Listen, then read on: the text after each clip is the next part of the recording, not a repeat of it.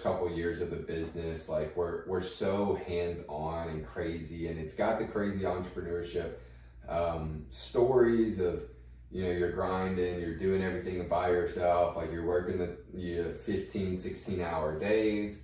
And I'll kind of like talk about a few of those real quick. It's just, Riley was a senior that whole first year. He was skipping classes. He was failing classes.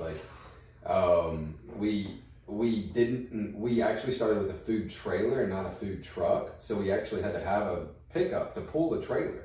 Neither one of us owned a pickup. So we would go swap cars with a buddy before work every day, take his truck, pull the trailer. We did that until we were like, okay, that's not sustainable. We went and, you know, traded one of our cars in for a truck for, you know, that time being.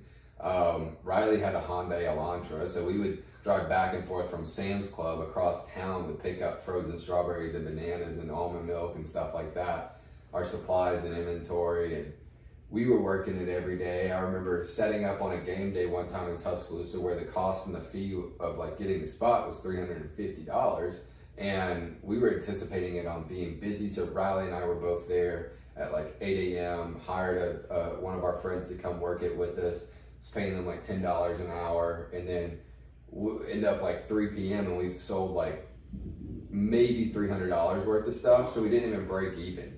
And at that moment, it was a little bit discouraging. But I mean, it was just one of those grassroots entrepreneur stories, man. It was just crazy. Looking back at the time, it's like, that's why we were successful, because we did a lot of that on our own. We worked so hard on that dream and that goal. And I like to say a lot of times, like, Riley and I were like too dumb to fail.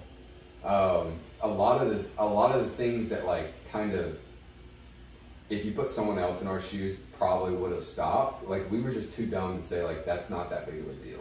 When in hindsight, looking back, like when we talk and share those things with people, like that was really a big deal. So it's definitely been like a journey and everything like that.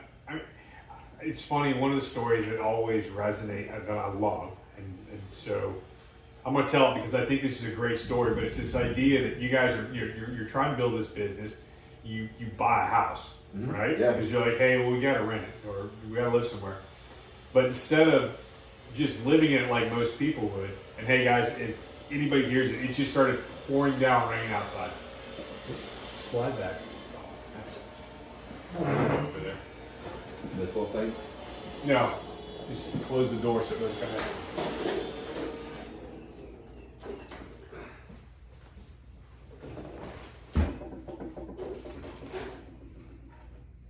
Exactly where he was going. It's not supposed to be in this room.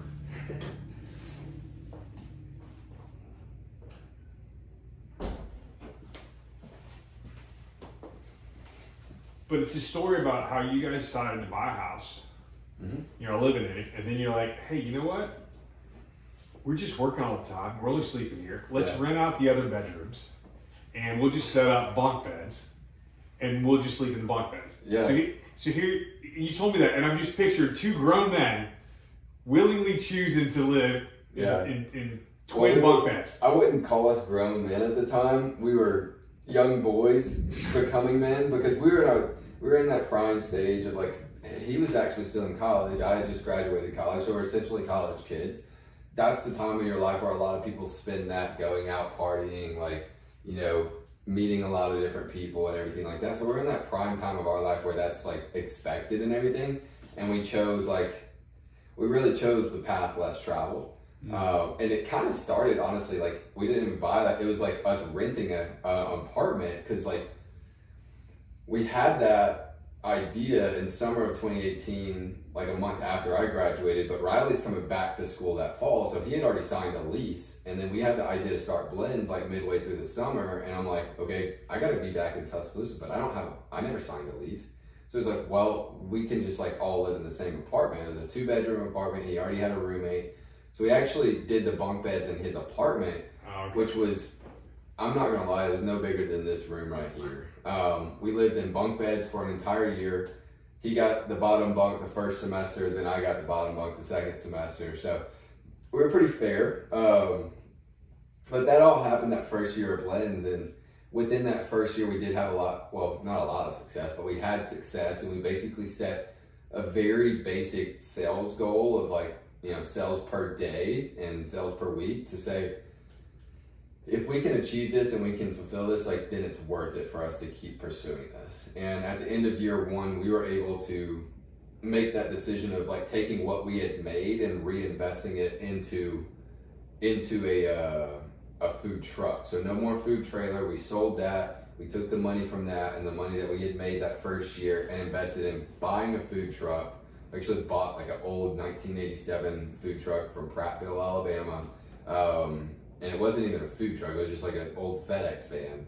And we bought that for $3,000. We sent it down to a place in southern Mississippi where almost got in a lawsuit because the job that they did building it out was so sketchy and crappy, and spent a couple $10,000 to $20,000 doing that. So it was like this whole thing of, that's what we did that whole summer. And essentially I'm just alluding to the fact that like all these things, like we kept reinvesting in the business, and we essentially said, okay, our business is here in Tuscaloosa. We're at least going to be here for a little while, so we need somewhere to stay and somewhere to live. And we're like, okay, let's not pay rent anymore. We figured out about the primary residence loan and all this crazy stuff, and we did that and moved into a unit. And like you said, it was actually a new build in 2019 or something. So we found a really good house, and at that time the real estate market was nothing like it is now. So we got a 3-bedroom, 3-bath house that was at a very good deal, and the bedrooms were actually massive. So Riley and I actually were like, okay, what if we continue doing the same thing that we did at the apartment, rent out 2 rooms and pay for the mortgage on the place?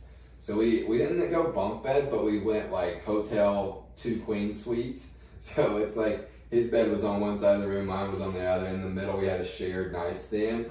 And we did that for a full year. We actually did that with one property and then did the same thing in another property. So we bought 2. But that kind of alluded to like the same thing of like, you're grinding in a Hyundai Elantra, going back and forth from Sam's every night at 8 p.m.